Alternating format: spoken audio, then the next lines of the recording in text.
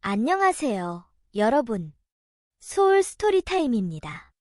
오늘은 가토겐의 여기서는 커스터드, 특별 도시락을 팝니다를 준비했어요. 미스터리 같은 따뜻한 이야기, 함께 즐겨볼까요?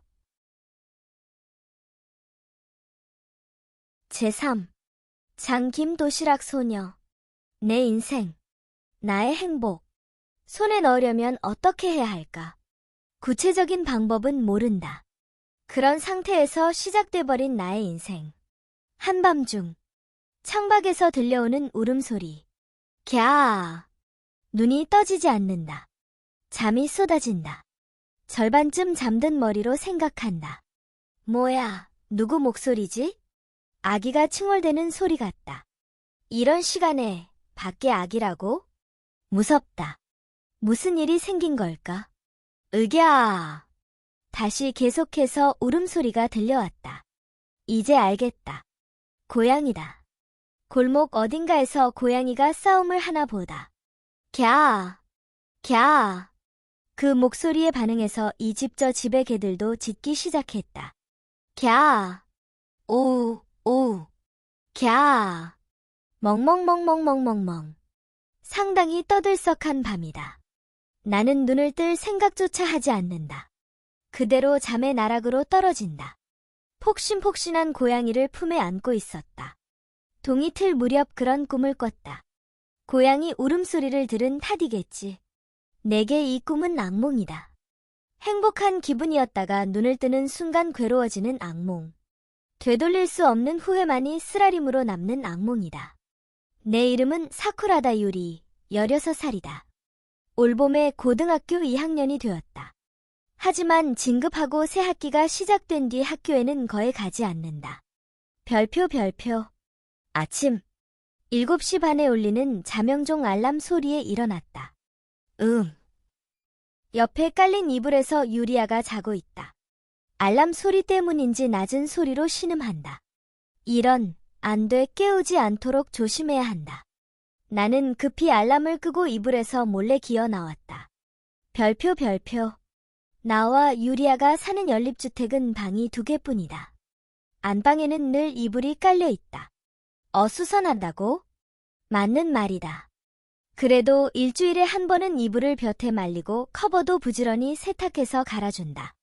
어수선할지언정 불결하지는 않다. 적어도 내가 초등학교 고학년이 되어 청소와 빨래를 담당하게 된 뒤로는 그렇게 하고 있다. 유리아는 청소도 빨래도 싫어하지만 난 다르다. 상당히 깨끗한 걸 좋아한다. 유리아는 나의 엄마다. 엄마나 어머니로 불리는 게 싫단다. 그래서 나는 어릴 적부터 엄마를 이름으로 부른다. 유리아는 자기 이름을 좋아한다. 사쿠라다 유리아. 농담 같지만 진짜 본명이다. 성에도 이름에도 꽃이 들어가 있잖아. 근사하지? 별표. 일본어로 사쿠라는 벚꽃을, 유리는 백합을 뜻함. 유리아는 자랑스럽다는 듯 말한다. 게다가 벚꽃과 백합이라니 화려하잖아. 나는 순순히 장단을 맞춰준다. 맞아, 화려해. 장미나 호접란한테는 명함도 못 내밀겠지만 말이야. 그런 건 개그맨 예명 같잖아. 사쿠라다 유리아라는 이름도 상당히 수상쩍은 느낌인데 장미와 호접란을 뜻하는 한자가 이름에 들어갔다면 도저히 못 봐줄 것 같다. 농담도 도가 지나쳐서 안 먹힐 것이다. 난 꽃도 벚꽃이 제일 좋더라. 백합도 좋고. 휴일인 주말이면 유리아는 대개 이불이 깔린 안방에 늘어져서 잠만 잔다. 배가 고프면 내게 편의점에서 밥과 디저트를 사오라고 시킨 뒤 이불 위에서 먹고 다시 잔다. 피곤해 죽겠는걸. 못 움직이겠어. 핑계를 늘어놓으면서 꼼짝도 하지 않는다. 그렇게 늘 피로에 찌든 유리아도 벚꽃 피는 계절이면 꼭 주말마다 나를 데리고 근처 공원이나 강가로 꽃 구경을 하러 나간다. 어지간히 벚꽃을 좋아하는 모양이라고 나는 생각한다. 아직 반밖에 안 폈네. 강가에 늘어선 벚나무 아래에서 유리아는 투덜거렸다. 요즘은 따뜻하니까 주 중반쯤에나 만개하겠네. 한창 예쁠 때 못 보겠다. 다음 주에는 아마 잎이 돋아날 텐데. 매년 함께하다 보니 나도 벚꽃을 좋아하게 되었다. 하지만 잎이 돋아난 벚나무는 별로다. 잎이 돋기 시작하고 꽃 사이에 초록이 섞이면 벚꽃은 지저분해 보인다. 그 순간부터 가치가 떨어져 버린 기분이 든다. 잎이 난 벚꽃도 좋잖아. 유리아는 말한다. 글쎄, 운치가 있잖니. 그런가? 나도 젊었을 땐 잎이 난 벚꽃을 싫어했어. 나이를 먹어야만 잎이 난 벚꽃의 진가를 알 수 있는 법이지. 그런 말을 들으면 나는 물러날 수밖에 없다. 그렇구나. 꽃이 떨어진 뒤 여름엔 잎이 무성하잖아. 가을이 되면 잎이 지지. 겨울엔 벌거숭이 나무고. 어느 계절이든 보기 좋아. 하지만 봄에는 다들 보러 와도 여름이나 가을, 겨울에는 벚꽃에 신경 쓰는 사람이 없잖아. 전성기는 짧은 법이야. 하지만 주인공이던 시절은 분명 있었지. 사람들의 관심에서 멀어져도 나무로서의 표정은 사계절마다 다양하잖아. 알아봐주는 사람만 있으면 그걸로 충분해. 그렇구나. 다시 봄이 되면 되살아나서 주인공 자리를 꿰찰 테니까. 그래, 맞는 말이야. 벚꽃은 정말 근사해. 유리아는 넋을 잃은 채 말을 이었다. 성을 바꾸기 싫어서 내 아빠와는 결혼 안 한 거야. 그건 거짓말이라 생각하면서도 입 밖으로 꺼내지는 않는다. 그렇구나. 그러고는 내버려 둔다. 유리아가 내 아버지와 결혼하지 않은 채 나를 낳은 건 엄연한 사실이다. 그 후 아버지는 나와 유리아의 인생에서 모습을 감췄다. 말하자면 역사 속 인물이 되어버린 셈이다. 유리아의 말을 뒷받침할 증거는 전혀 없지만 다시 반론할 수도 없다. 결국 무슨 말을 한들 쓸모없는 짓이다. 실컷 벚꽃을 찬양한 뒤 유리아는 한마디 덧붙이는 걸 잊지 않는다. 백합도 좋아하지만 말이야. 네, 그렇겠지요. 유리아는 자기 이름을 너무 좋아해서 내 이름마저 유리라고 지었다. 유리. 에? 유리. 왜 부르는데? 정말 좋은 이름이야, 유리. 진심으로 기쁜 듯이 말하고 있다. 용건도 없으면서 부르지 말라고 쏘아붙이고 싶지만 그래봤자 아무 소용없다. 좋아하는 것은 좋은 거야. 그럴듯하면서도 영문을 알 수 없는 논리로 유리아는 또다시 무턱대고 내 이름을 부르겠지. 결국 자기 자신이 좋아서 스스로를 긍정하며 살아가고 있다. 그런 사람이다. 유리아는 딸이라는 존재보다 자기 분신이 필요해서 본인의 이름을 내게 나눠준 건지도 모른다. 그럴 리가 없잖아. 유리는 딸이야. 나랑은 별개의 인간이지. 당연한 거 아니니? 내 생각을 말했더니 유리아는 그렇게 웃어넘겼지만. 하지만 내 이름, 본인 이름에서 따온 거 맞잖아. 자기의 연장인 거지. 그건 부정 안 해. 그 부분에 있어서 유리아는 솔직했다. 난 내가 좋아. 그러니까? 하지만 유리는 자기의 연장이나 결과도 아냐. 같은 나무에서 피었다고 해도 작년의 벚꽃과 올해의 벚꽃은 별개잖아. 넌 내 인생을 살면서 본인의 행복을 손에 넣어야만 해. 뭐, 그렇겠지. 알고는 있다. 내 인생, 나의 행복, 손에 넣으려면 어떻게 해야 할까? 구체적인 방법은 모른다. 그런 상태에서 시작돼버린 나의 인생. 학교에도 가지 않는다. 친구도 없다. 미래의 계획은 전혀 없다. 우선 오늘 하루를 살아갈 뿐이다. 아무런 계획도 없는 백지 상태, 하얀 여백만이 펼쳐진 내 인생. 유리아는 밤에 번화가에 있는 이른바 술집에서 일하고 있지만 가게에서도 가명은 사용하지 않고 본명으로 통한다. 근무 시간은 밤 8시부터 새벽 2시. 전철을 타고 출근했다가 택시로 귀가한다. 손님이 태워줬어. 종종 그런 경우도 있다. 가게에서 집까지 심야 요금이라고 해봤자 3,000엔쯤 나오려나. 내가 감당할 수 있어. 그 정도 능력은 되니까. 하하. 하지만 대개는 이렇게 말하며 호쾌하게 웃어넘겼다. 김우라 씨도 먹고 살게 해줘야 하잖아. 김우라 씨라는 사람은 유리아가 단골로 삼고 있는 개인 택시 운전기사다. 자비로 돌아올 때는 늘 기무라 씨를 부르는 모양이다. 얼마 전까지는 그게 당연한 일이었다. 하지만 최근에는 밤새 영업하는 패밀리 레스토랑이나 찻집에서 시간을 때우다 첫 차를 타고 돌아오는 일이 늘었다. 요즘은 불경기니까. 유리아는 그렇게 우는 소리를 한다. 기무라 씨를 못 본 지도 꽤 됐네. 미안해 죽겠다니까. 이게 다 불경기 탓이야. 정치 탓이라고. 응, 그럴지도. 하지만 정치라든가 경제라든가 그러한 사회 전반의 문제는 아닌 것 같다는 생각도 든다. 스스로 성장해 나가면서 해가 지날수록 깨달아간다.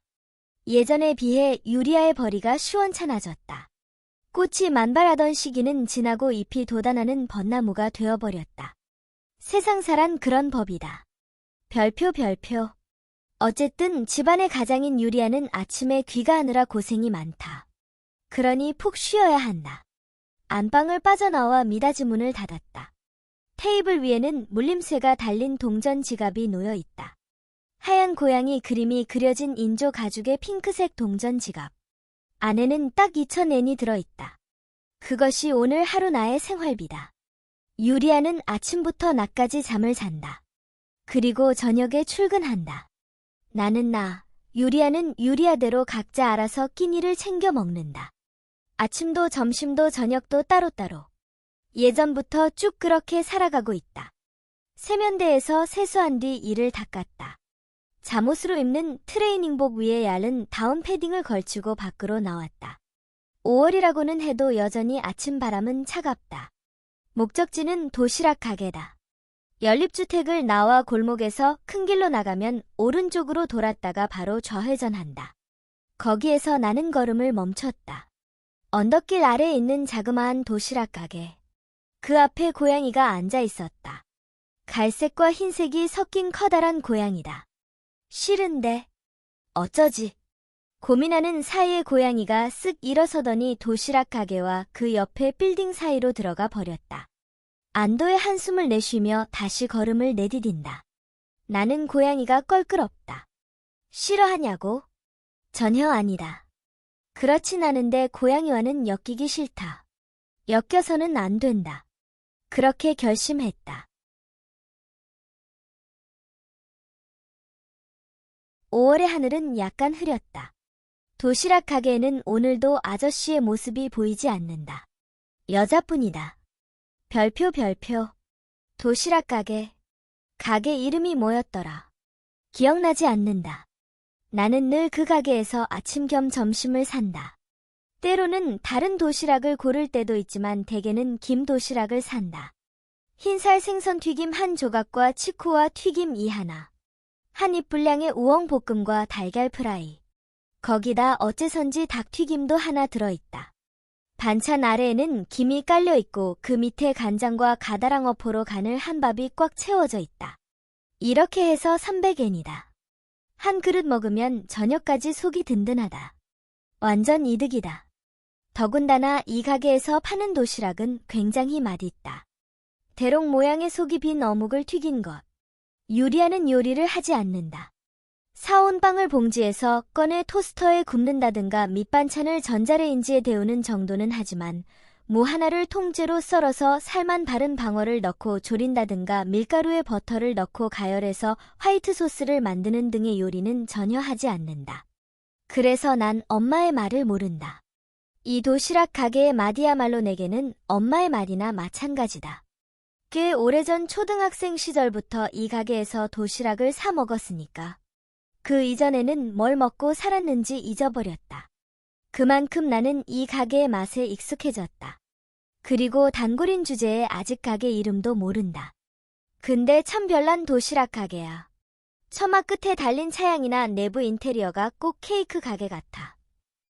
그런 분위기인데 쇼케이스 너머에는 네모난 얼굴에 날카로운 눈매를 한 우악스러운 아저씨가 있다. 그 가게 옛날에는 전통 과자점이었어. 유리아가 말했다. 이 집에 살기 시작할 무렵이었나. 유리가 아직 2살쯤인가 됐을 때 딱 한 번 쑥떡이랑 찹쌀떡을 산 적이 있어. 맛있었어? 글쎄, 팥소가 너무 짰어. 그랬구나. 아쉽네. 팥소가 짜면 먹고 싶지 않으니까. 그 이후에 살인사건이 벌어졌지. 살인? 나는 놀랐다. 전통 과자점에서? 전통 과자를 만드는 건 사람이니까. 유리아는 짐짓 심각한 투로 들려주었다. 질척질척한 남녀관계가 얽힌 상당히 처참한 사건이었어. 텔레비전 뉴스에서도 다뤘고 주간지 기사에서도 꽤나 시끄럽게 떠들어댔지, 아마. 전통 과자점에서 말이지? 나는 되물었다. 동네에 자리한 전통 과자점은 되게 차분한 분위기이고 가게 안은 조용하다. 점원도 유니폼 같은 수수한 차림을 해서 단정하다.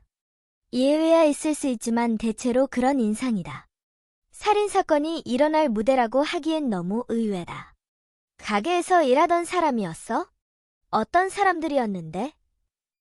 잘 기억은 안 나는데 젊은 사람은 아니었어. 할아버지랑 할머니였던 것 같아. 할아버지랑 할머니? 나는 점점 혼란스러워졌다. 머나먼 옛날 할아버지와 할머니가 살았습니다. 마치 옛날 이야기 같잖아. 그게 어쩌다 살인사건이 되었을까? 하긴 같이 산 산이라든가 우리코히메와 도깨비 과자진 깨처럼 확실히 살인과 관련된 옛날 이야기도 있으니까. 아무리 그래도 그렇지. 별표. 두 작품 모두 일본에 전해지는 설화. 할아버지랑 할머니가 질척질척한 남녀관계? 유리아는 흥 하고 콧방귀를 뀌었다. 그런 건 너네는 모르는 어른들의 세계야. 그렇구나. 나는 이 상황에서도 수긍할 수밖에 없었다. 모르겠네. 너무 어른들 이야기라서. 그 팥소의 맛도 사건의 원인이었을지 몰라. 너무 짰거든. 그럴 리가 없잖아. 지금 주인 말이야. 그 사건과 관계 있을까? 그럴걸. 그 아저씨 사람 서너든 해치웠을 것 같은 면상이잖아. 아침부터 저녁까지 잠만 자는 유리아는 도시락 가게를 이용한 적도 거의 없는 주제에 무책임한 말을 짓거려댔다. 할아버지랑 할머니랑 그 아저씨가 삼각관계였는데 티격태격하다가 사건이 벌어졌다고 한들 놀랄 일도 아니지. 잠깐만. 그게 사실이라면 충격인데. 그 아저씨가 범인이었는데 갱생해서 도시락 가게를 차렸대도 이상하지 않잖아. 이상해. 살인을 저질렀다면 적어도 10년쯤은 교도소에서 썩었을 거 아냐. 내가 2살 무렵에 쑥떡이랑 찹쌀떡을 샀다면서. 그럼 그 도시락 가게, 전통 과자점이 있던 시절에서 몇 년도 안 지나서 개점했단 소리잖아. 맞다. 내가 초등학생이었을 때 그곳은 이미 도시락 가게였다. 모범수여서 빨리 출소했을지도 모르지. 유리아는 끝까지 제멋대로였다. 무거운 죄를 짊어진 채 날마다 묵묵히 도시락을 만들고 있는 아저씨라니. 영화 같잖아? 멋대로 영화로 만든 건 당신이잖아. 그런 생각을 하면서 나는 화제를 돌렸다.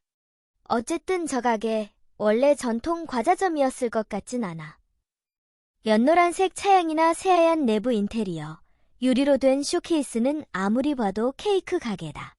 그야 내부 공사를 한 거지. 현장이 피투성이었으니까. 리모델링을 안 하면 쓸 수 없잖아. 그럴지도 모르지. 하지만 케이크 가게 같은 걸. 케이크 가게였던 시절이 있었을까? 기억 안 나. 개점하자마자 망해버린 거 아냐? 크림이 너무 짰다든가. 음식의 품은 앙심이라니. 유리아도 어지간히 집요했다. 별표. 도시락 가게는 최근 들어 조금 변해버렸다. 가게 주인이 모습을 감추었다. 아저씨 대신 웬 여자가 구석의 조리실에서 쇼케이스 뒤편으로 나왔다. 어서 오세요. 여자 점원이 나를 맞았다. 김 도시락 하나 주세요. 늘 고르던 대로 주문했다. 별표. 저기요. 아저씨가 가게에 나오지 않은 지 일주일이 지났을 무렵 나는 물어보았다. 늘 계시던 사장님은 어떻게 되신 거예요? 병으로 입원했어요.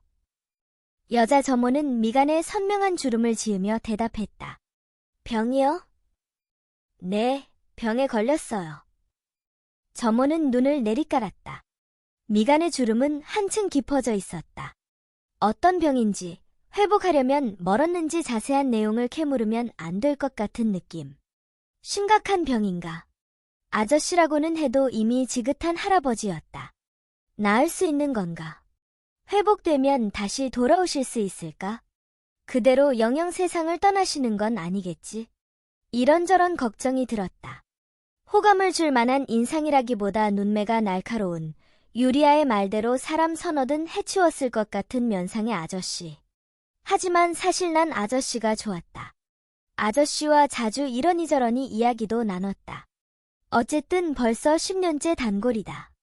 거스름돈 705만 애니올시다. 진지한 얼굴로 저런 말을 하는 게 웃기기도 했고, 오늘은 김도시락이 아니네요. 그렇게 물어봐 주기도 했다. 질렸어요. 아저씨의 말투나 태도는 10년이 지나도록 변함이 없었다. 내가 초등학생일 때도 아이라고 해서 허물없이 반말하지 않았다. 철저하게 정중한 말투로 대해주었다. 그런 면이 퍽 마음에 들었다. 존경할 만한 어른이라고 생각했다. 질린 건 아니에요. 그래서 나도 정중한 말투로 대답했다. 가끔 다른 반찬도 먹어보고 싶어서요. 그렇군요. 감사합니다. 아저씨도 한결같이 예의를 지켜주었다. 이 가게 반찬 굉장히 맛있거든요. 나도 예의상 인사를 건넸다. 빈말이 아니라 진심으로 그렇게 생각했지만 대놓고 아저씨를 칭찬한 데에는 어느 정도 아부하는 마음도 섞여 있었다. 감사합니다. 아저씨는 깊이 머리를 숙였다. 김도시락도 반찬은 조금씩 바뀐답니다. 그렇죠. 매일 김도시락을 먹게 되는 이유는 사실 그 때문이었다. 우엉이 연근으로 바뀌기도 하고 달걀 프라이 대신 삶은 달걀이 들어있을 때도 있으며 닭튀김이 한 입 크기의 감자 크로켓으로 바뀌기도 했다. 늘 기대가 되었다. 반찬은 웬만하면 바꾸지 말고 늘 같은 걸로 해줬으면 좋겠다고 하시는 손님도 많지만요. 아저씨는 웃음기 하나 없는 얼굴로 말했다. 어른들은 그걸로 괜찮아도 어린이 손님은 질려할 것 같아서요. 설마. 문득 깨달았다.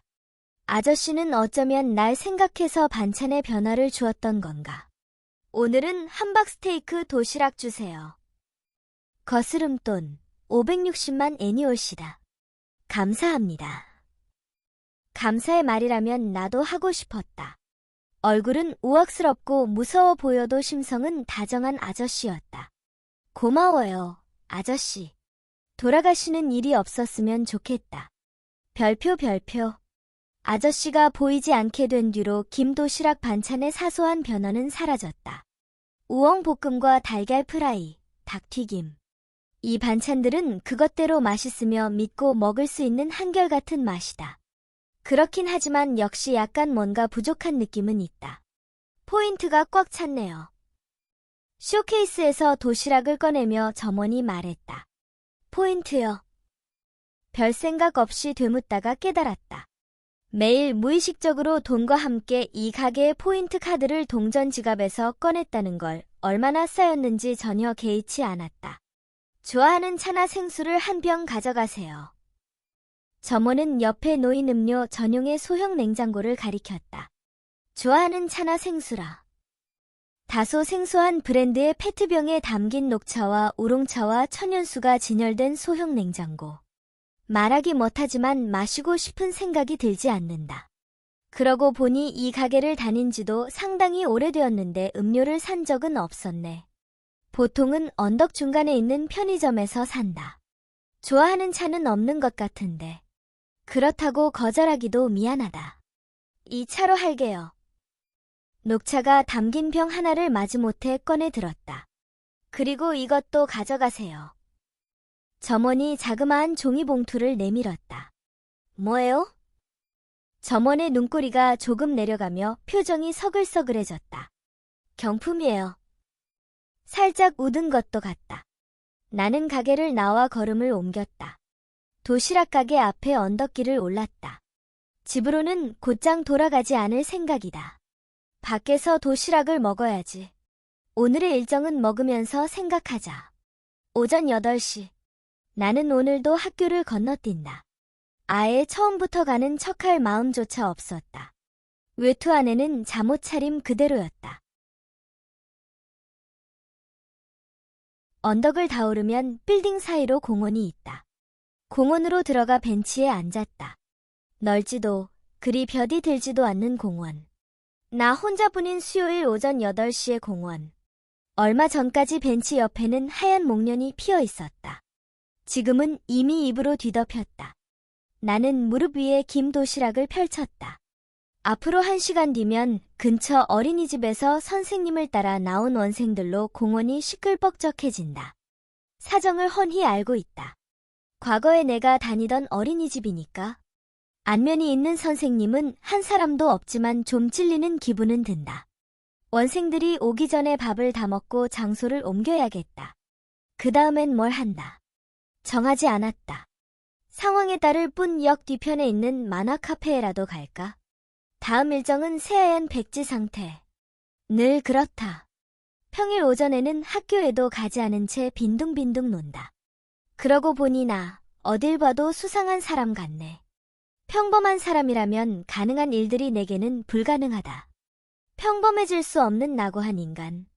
어린이집에 다니던 무렵부터 난 이랬을까? 치쿠와 튀김을 베어 물며 생각한다. 지금과 다를 바 없었다. 뻔하다. 친구 하나 사귀지 못했다. 늘 덩그러니 외톨이 신세. 누구하고도 마음을 터놓으려 하지 않았다. 나는 그런 원생이었다. 그럭저럭 고등학생이 된 지금도 마찬가지다. 도시락 가게 아저씨와도 그런 이야기를 나눈 적이 있었는데. 별표. 학교가 싫은가 봐요. 아저씨가 이런 질문을 던진 건 작년 여름쯤이었다.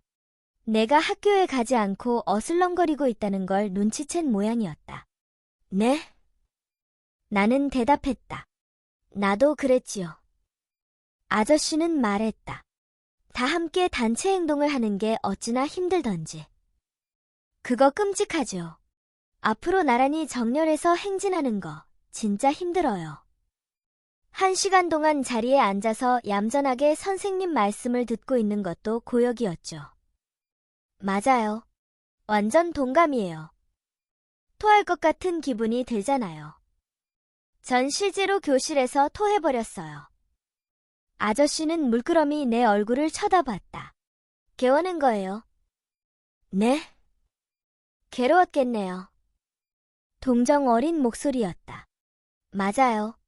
그래서 더욱 학교에 가는 게 싫어졌어요. 모두가 보는 앞에서 또 토해버릴까봐 두려워요. 제발 오늘 하루는 속이 울렁거리지 않게 해주세요. 부디 오늘 하루도 토할 것 같은 기분이 되지 않게 해주세요. 간절히 바라면서 하루하루를 보냈다. 학교는 전혀 즐거운 곳이 아니었다. 급식 시간에는 어땠어요? 아저씨의 질문에 나는 곧장 대답했다. 싫었어요. 배는 안 고팠어요. 전혀요. 한 입이라도 먹었다간 속이 울렁거릴지도 모르니까. 공포심이 더 컸어요. 그래서 거의 입에 대지 않은 채 남겼어요. 그것도 힘들었을 텐데. 아저씨는 고개를 저으며 가만히 말했다. 힘들었겠네요. 학교에만 안 가면 평소대로 배가 고파와요. 그래서 김도시락도 즐거운 마음으로 맛있게 다 먹어 치울 수 있는 것이다. 학교에만 안 가면 하루하루가 편안해요. 그나마 초등학교 저학년 시절에는 참고 견뎠다. 학교에 가는 척만 하고 나가지 않게 된 건 초등학교 4학년쯤 무렵부터였다. 감기에 걸려서 쉴게요. 배탈이 나서 쉴게요. 열이 나서 쉴게요. 처음에는 학교에 연락도 했지만 중학교 2학년 2학기 무렵부터는 그마저도 건너뛰었다. 무단결석이었다. 물론 담임에게 연락이 오는 바람에 유리아에게도 들켰다. 유리, 학교에 계속 안 갔다면서? 응. 따돌림 당하는 거야? 아냐. 그럼 어째서 학교에 가기 싫은 건데? 유리아가 그렇게 묻는다면 제대로 설명할 자신은 없었다. 친구는 없다. 친구를 만들어야 하는 이유도 모르겠다. 나이만 같을 뿐 어떤 친밀함도 느낄 수 없는 타인. 그런 무수한 타인과 함께 한 상자 안에 담긴 채 같은 공기를 마신다. 그게 고통스러웠다. 토하고 싶어질 만큼. 따돌림 당하는 것도 아니란 말이지. 유리아는 깊이 추궁하지는 않았다. 유리, 부탁이야. 뭘? 억지로 학교에 가라고는 말 안 해. 하지만 고등학교만큼은 졸업해줬으면 해. 뭐야 그게. 결국 어떻게든 학교에 가라는 소리네. 유리아, 앞뒤가 안 맞잖아.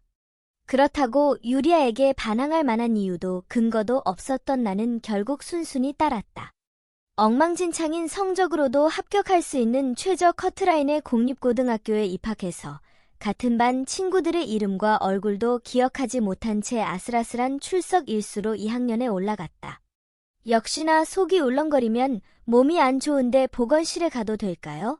라는 말 정도는 할 수 있게 되었고 여러 사람이 보는 앞에서 토할지도 모른다는 공포는 이제 사라졌지만 여전히 학교는 좋아지지 않았다.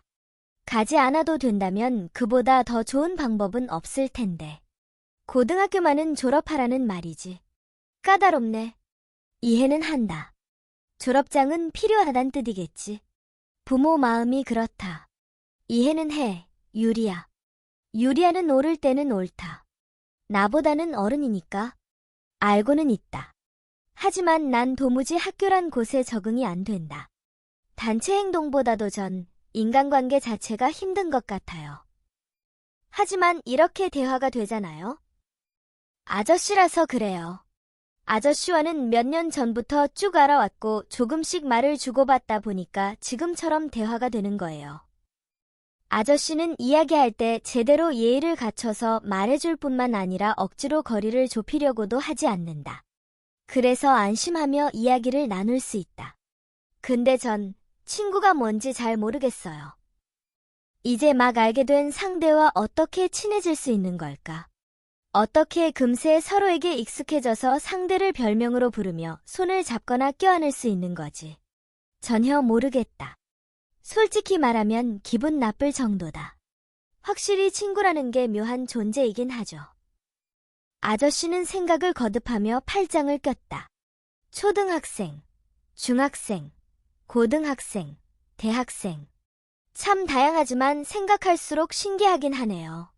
서로에 대해 거의 무지하다고 해도 좋을 상대를 어째선지 마음이 맞는 친구라고 인식하잖아요. 거기서부터 시작되는 거니까요. 매일매일 친하게 이야기를 나누며 찰싹 붙어 있거나 행동을 함께 하죠. 늘 같이 있다 보니 점점 공통의 화제가 늘면서 더욱 친밀해지는 거예요. 그러다 반이 바뀌거나 졸업하면 어째선지 마음이 맞는다는 느낌이 희미해져서 끝내는 왕래도 끊기죠. 일말의 의문도 없이 이어졌다가 사이가 깊어지는가 싶더니 결국엔 그 매듭이 풀려버려요. 손님이 말한 그대로예요. 확실히 잘 모르겠네요. 아저씨는 고개를 끄덕이면서 말을 이었다. 지금 손님이 느끼고 있는 의문은 옳아요.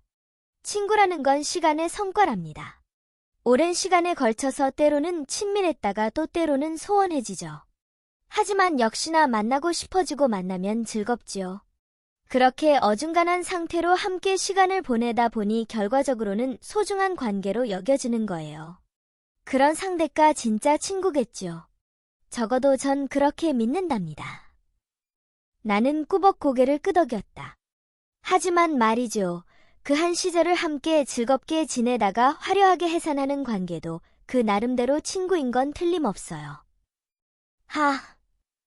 나는 낮은 한숨을 내쉬었다. 학교라는 공간에서 지내려면 그런 친구가 꼭 필요하죠. 그렇지만 손님에게는 그런 관계가 체질에 안 맞는 거겠죠. 맞아요. 계속 말하고 싶어도 그러지 못한 채 담아둔 이야기를 아저씨가 대신 말해준 것 같은 기분이었다. 저한테는 그런 게 필요 없어요. 모르는 상대에게 억지로 맞추고 싶지는 않다. 한 시절을 함께하는 친구 따위도 바라지 않는다. 하지만 일단 사귀어보지 않으면 모르는 거예요. 귀찮은데. 나도 모르게 말이 튀어나왔다. 귀찮아요. 그런 거 대화 상대라면 제겐 유리아 엄마가 있으니까 그걸로 충분해요. 친구든 개든 고양이든 관계를 맺는 첫 단계는 다 비슷한 법이죠. 네? 순간 나는 어안이 벙벙했다. 개와 고양이라니. 개와 고양이를 보면 귀엽다고 생각하죠? 그야 뭐. 나는 긍정할 수밖에 없었다. 귀엽게 느껴지잖아요. 옆에 다가가서 손을 내밀게 돼지 아저씨는 고개를 끄덕이면서 말을 이었다. 그러다 도망가지 않으면 살짝 머리를 쓰다듬어 보는 거예요. 무슨 말인지는 이해한다. 그러나 이야기를 듣는 동안 나는 바들바들 몸이 떨리며 점점 불안해졌다. 아저씨, 그 비유는 그만해줬으면 좋겠는데요. 개는 그렇다 쳐도 고양이는 견디기 힘든데. 사람도 마찬가지예요. 일단 호감이 생기죠. 그러면 가까이 다가가서 말을 걸어보는 거예요. 도망가지 않는다면 슬쩍 머리를 쓰다듬나요? 그런 짓을 했다간 경찰한테 신고당해요. 아저씨는 진지한 얼굴로 대꾸했다. 슬쩍 이야기를 이어가면서 상대의 반응을 지켜보는 거예요. 그렇게 해서 좋은 감정을 느낀다면 잠정적인 우정이 시작되는 거죠. 귀찮은데. 그만 내뱉고 말았다. 그런가요? 아저씨는 약간 낙담한 듯했다. 요즘엔 학교에 가서 잠정적인 우정을 구하기보다 직업을 찾는 편이 나을 것 같다는 생각이 들어요. 고등학교에 진학한 뒤 막연하게나마 쭉 그렇게 생각해왔다. 일하면 좋겠다. 돈을 벌면 유리아에게도 보탬이 된다. 굳이 밤샘 영업을 하는 가게에서 버틸 필요도 없고 김우라 씨의 택시를 부를 정도의 여유는 생길 것이다. 일석이조. 하지만 문제는 유리아가 그러라고 허락해 줄지가 관건이다. 고등학교를 졸업하고 나서 일하라고 말하겠지. 뻔하다. 하지만 학교는 그렇다 쳐도 일하려면 타인과의 관계는 피할 수 없겠죠. 오호라. 어쩌면 그쪽이 손님과 맞을지도 모르겠군요. 아저씨는 다행이라는 듯 몸을 앞으로 내밀었다. 직장에서의 인간관계는 서로에게 그다지 간섭하지 않는 게 기본이니까요. 친구가 되진 않더라도 의사소통만 할 수 있으면 되죠. 그런 관계라면 손님도 토할 것 같은 기분은 안 들지도 모르겠네요. 그렇군요. 왠지 구원받은 기분이었다. 아 참, 여기 언덕 위에 있는 고양이 카페에서 아르바이트 스태프를 모집하고 있던데요. 아저씨가 무심코 말을 꺼냈다. 고양이.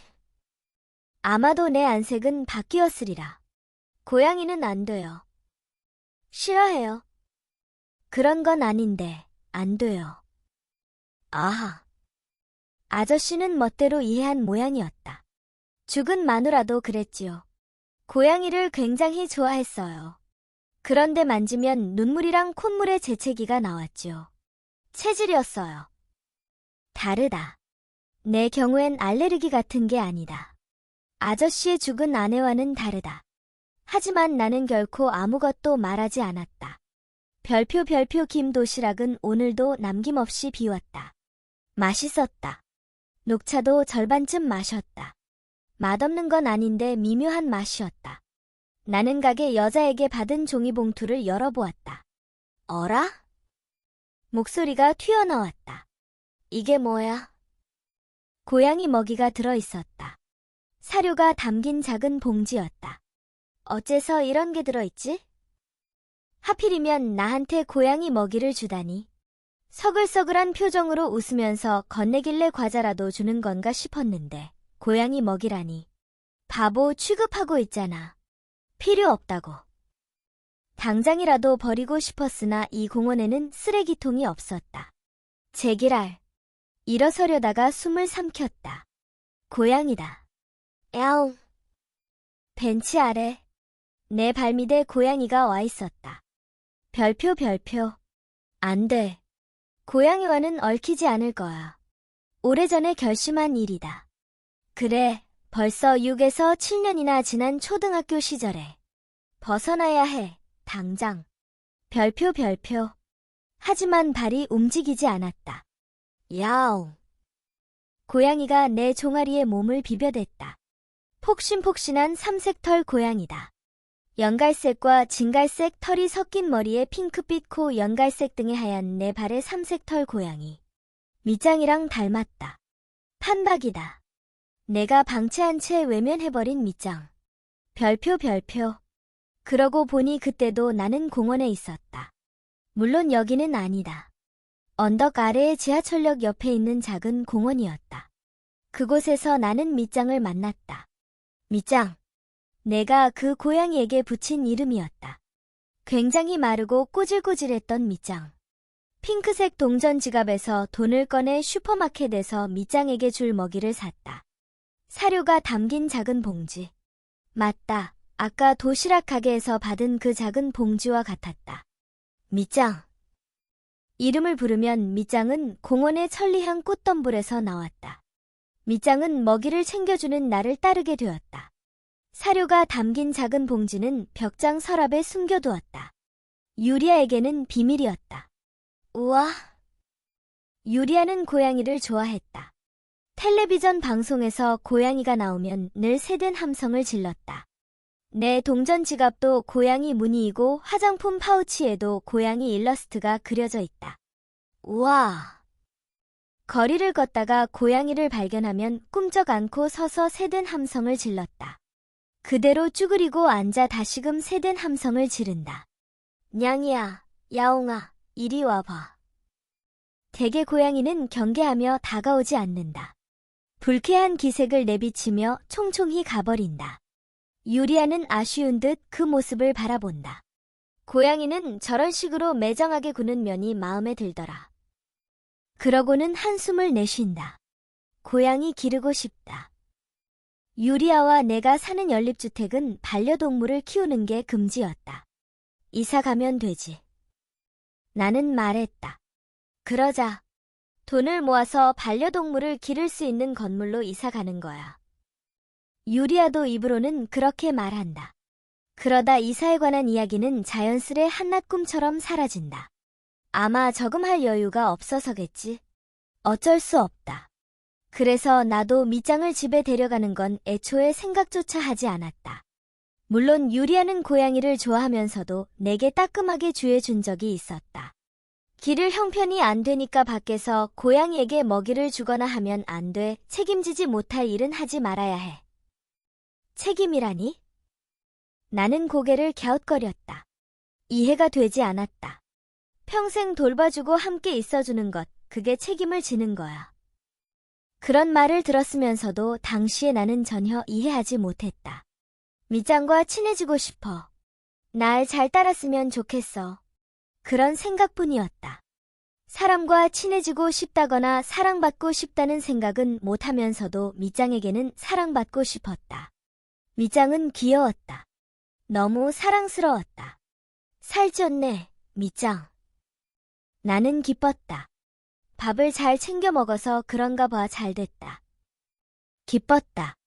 그래서 전혀 눈치채지 못했다. 어리석었던 초등학생의 나. 밑장. 어느 날 밑장은 좀처럼 덤불에서 나오려고 하지 않았다. 밑장. 야옹. 가냘픈 울음소리가 들렸다. 평소의 울음소리가 아니었다. 희미한 울음소리. 밑장? 나는 덤불 속을 들여다봤다.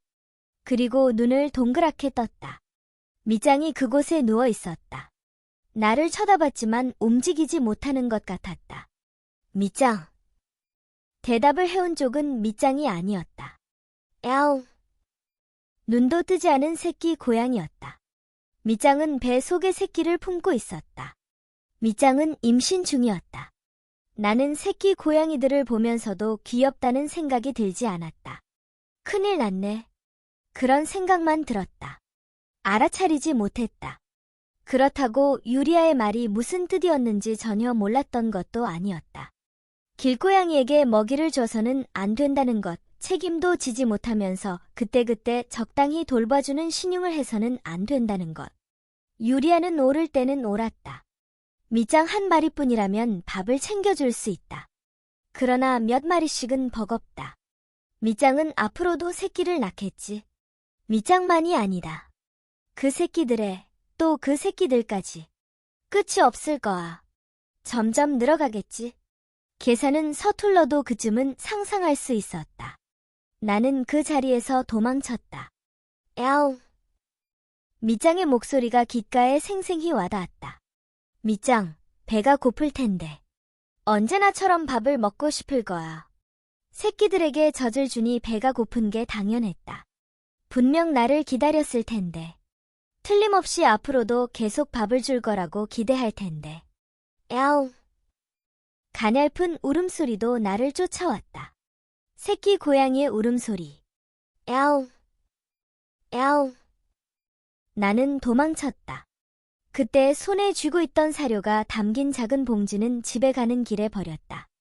연립주택의 벽장에 감춰뒀던 먹이도 음식물 쓰레기 안쪽에 쑤셔 넣었다. 역 근처 공원에는 가지 않기로 했다.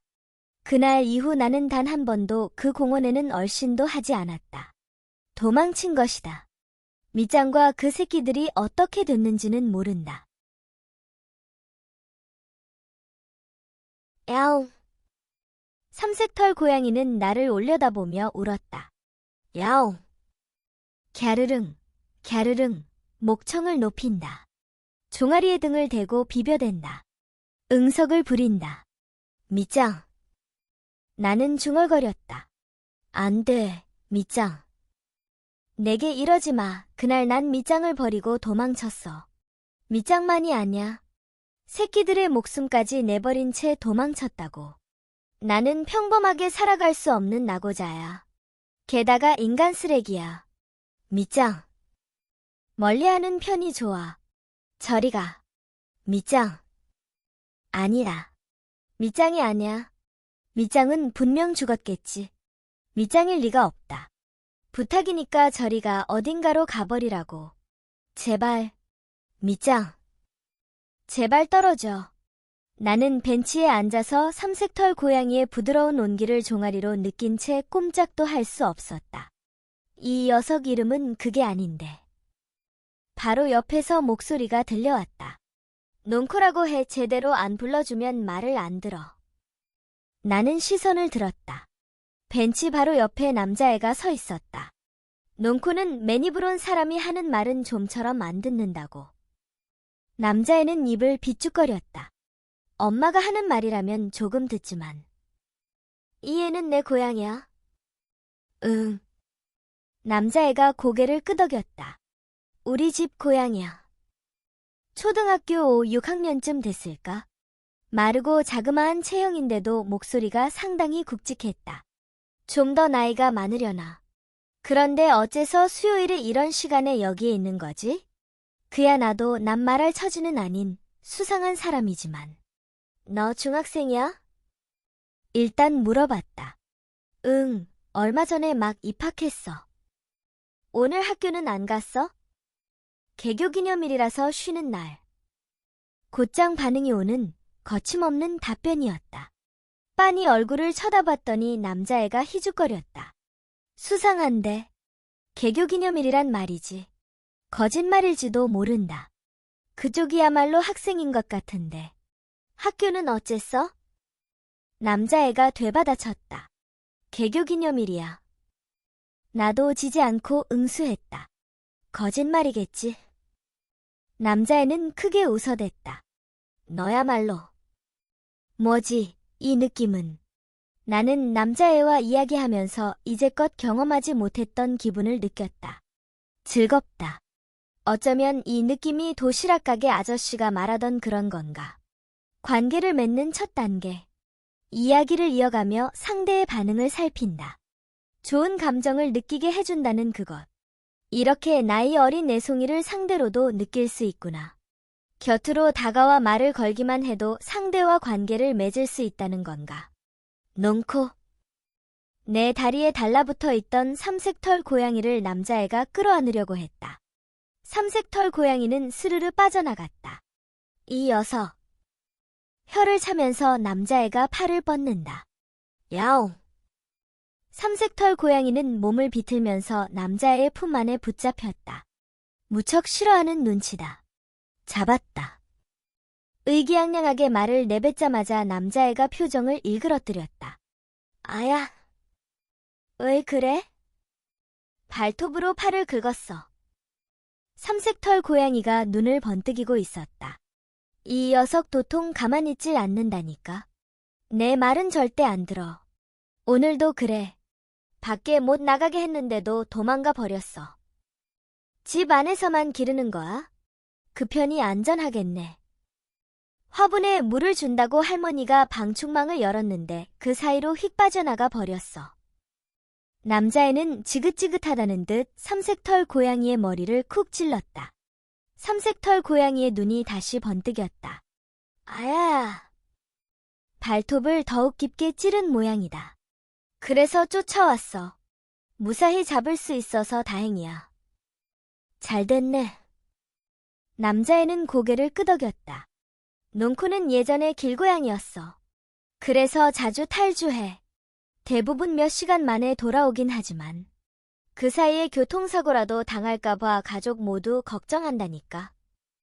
길고양이였다고? 나는 가슴이 덜컥했다. 그렇다니까. 내가 어렸을 때 새끼 고양이랑 함께 주웠어. 지금도 어른은 아니지 않나. 반문이 들었으나 그럴 때가 아니었다. 주웠어? 내 심장은 벌렁벌렁 요동치고 있었다. 새끼 고양이도 함께 주운 거야? 아빠가 새끼 고양이 내 말이랑 논코를 주워왔어. 내 심정 같은 건 알아차리지도 못한 채 남자애는 어딘가 으스대며 이야기를 이어갔다. 역 근처 공원에 있는 걸 발견했대. 심장이 튀어나올 것만 같았다. 역 근처 공원이라고? 그날 밤 아빠는 상당히 취해 있었나 봐. 우리 아빠는 취하면 곧잘 뭔가를 주워오는 버릇이 있어. 한 번은 아빠가 희한한 사람을 데려왔다면서 크게 떠들며 집에 돌아왔는데 엄마가 현관에 마중 나갔더니 커넬 샌더스가 서 있는 거야. 별표. 미국 패스트푸드 업체인 KFC의 설립자이자 모델로 하얀 양복을 입은 노신사의 동상이 모든 매장 앞에 세워져 있음. 나는 기가 막혔다. 커넬 샌더스? 역 앞에 KFC 매장 앞에서 데리고 와버린 거지. 깜짝 놀랐다니까. 꽤 무거웠을 텐데 잘도 끌고 온 거야. 아빠는 학창시절에 씨름부였기 때문에 힘이 진짜 세. 자랑할 만한 일이 아니다. 절도잖아. 쓸쓸해 보이는 애를 데려왔다면서 약국 처마 밑에 있던 코끼리 사토장을 납치해 온 적도 있었어. 별표. 일본 제약회사인 사토제약의 마스코트로 약국 앞에 코끼리 모형이 세워져 있음. 그러니까 절도라고. 물론 어느 쪽이든 곧장 가게에 사과하고 제대로 돌려줬어. 아빠는 취하면 눈에 들어오는 모든 게 다 쓸쓸해 보여서 같이 살아야 할 것 같은 기분이 된대. 재미있는 분이시네. 맞아. 엄마는 굉장히 화냈지만 나는 약간 초조해졌다. 아빠든 커넬 샌더스든 사토장이든 아무래도 좋다. 고양이 이야기를 계속 듣고 싶다. 그래서 주운 고양이들은 어떻게 됐어? 새끼 고양이 중 2마리는 키우기로 했어. 동네에서 길고양이를 돌봐주는 보호단체가 있잖아. 거기에 부탁해서 나머지 애들은 분양회에 내놨어. 모르겠는데. 나는 중얼거렸다. 그런 단체가 있어? 고양이 보호단체가 있다는 사실을 그 시절에 내가 알았더라면. 세번가에서 고양이 카페를 경영하는 사장님이 주최하고 있어. 동네 자치회 게시판에 분양회에 관한 벽보가 자주 붙어 있는데.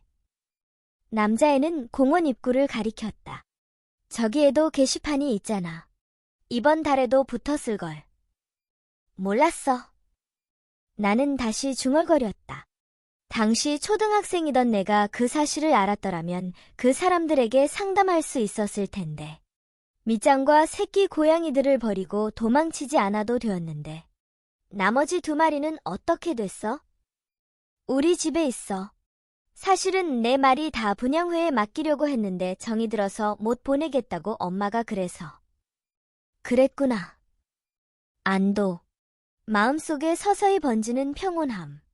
처음에 아빠가 고양이들을 주워왔을 때는 엄마도 성가셔했어.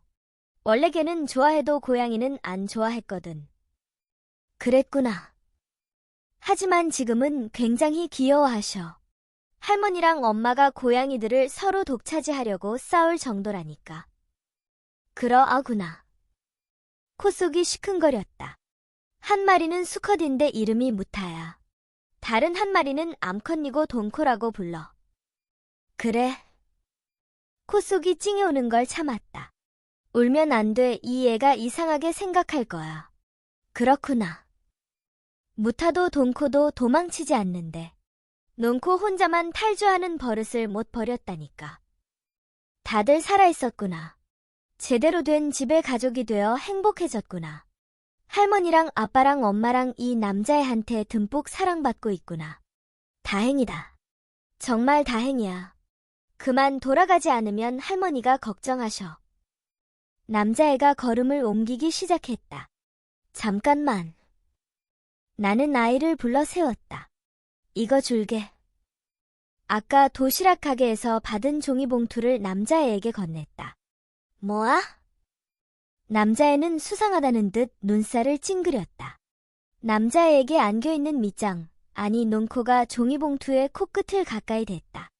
고양이용 사료야. 집에 가면 논코에게 먹이라고. 이름을 말한 탓일까? 논코가 내 얼굴을 쳐다봤다. 사료? 그런 걸 항상 가지고 다녀? 남자애가 못 말리겠다는 듯 말했다. 어째서? 나는 숨이 턱 막혔다. 도시락 가게에서 받은 거야. 사실이었지만 오히려 이상하게 들린다. 믿어줄 리가 없다. 가끔 가지고 다녀. 가끔. 나로서는 더 이상 설명할 방법이 없었다. 야옹. 논코가 작게 울었다. 고맙다고 해야지, 논코. 논코는 빛나는 눈으로 내 얼굴을 바라봤다. 고맙다니 당치도 않아. 알고 있어. 기억하고 있을 리는 없지만, 기억한다 해도 용서해 줄 리는 없지만, 용서받을 수 없겠지만. 미안해. 그 순간, 논코가 핵고개를 돌렸다. 잘 받을게. 고마워. 그러고는 남자애가 씩 웃었다. 성실히 학교에 다니라고. 나도 희죽희죽 웃으며 되받아쳤다. 그쪽이야말로. 안녕. 등을 돌리려다 남자애가 휙 뒤돌아봤다. 난 오다테 고지라고 해. 일요일 낮이면 세번가에 있는 고양이 카페로 엄마랑 점심을 먹으러 갈 때가 많아. 아까까지와는 달리 얌전한 표정이다. 나는 어떻게 대답해야 좋을지 몰랐다. 논코에게 간식을 줘서 정말 고마워. 남자애는 정중하게 인사한 뒤 자리를 떠났다. 별표. 남자애를 다시 한 번 불러서 말해야 했다. 난 사쿠라다 유리라고 해. 논코와 그 새끼들을 구해주고 길러줘서 정말 고마워. 사실은 그렇게 말해야만 했다. 그리고 논코. 살아있어줘서 고마워. 그리고 미안해. 같은 잘못은 2번 다시 안 해 절대로. 별표. 공원 벤치에는 나 혼자였다. 슬슬 어린이집 원생들이 올 시간이다. 벤치에서 일어나 걸음을 옮겼다.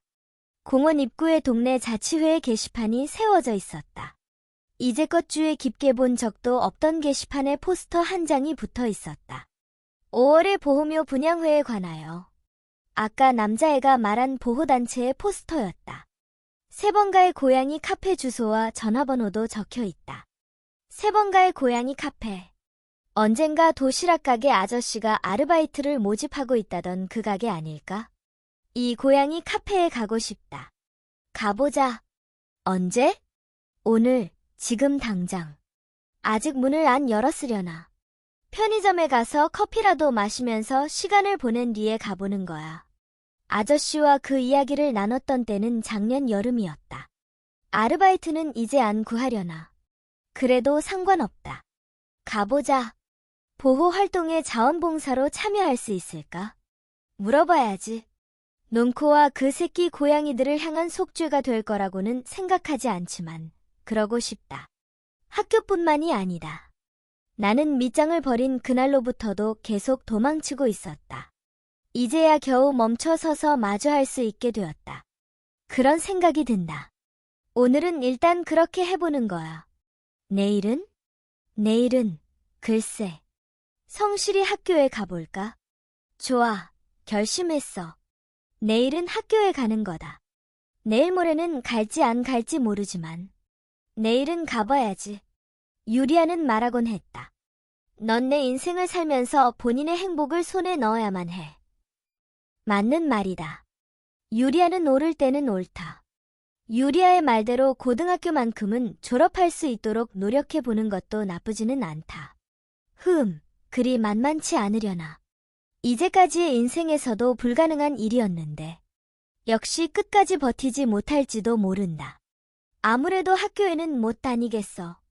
그런 결론에 이를지도. 하지만 그때는 또 유리아와 진지하게 이야기해보면 되는 거다. 노력해봤지만 역부족이었어. 일할래. 제대로 이야기하면 유리아도 단념해줄지도 모른다.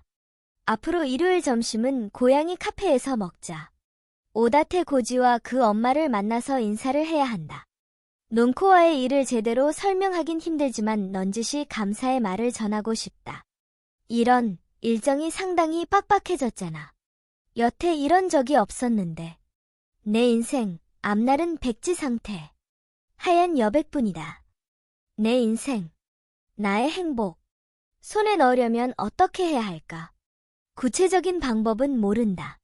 그런 상태에서 시작돼버린 나의 인생. 그래, 시작되어버린 이상 어쩔 수 없다. 평범한 사람이 될 수 없다면 그런 대로 움직여보는 거다. 귀찮긴 하지만 귀찮더라도 해볼까? 소울 스토리타임을 시청해주셔서 감사합니다. 오늘의 이야기가 마음에 드셨다면 좋아요와 구독을 눌러주세요. 매주 화요일, 수요일, 금요일, 일요일에 새로운 이야기로 찾아뵙겠습니다. 다음 이야기까지 행복한 시간 보내세요. 그럼 안녕.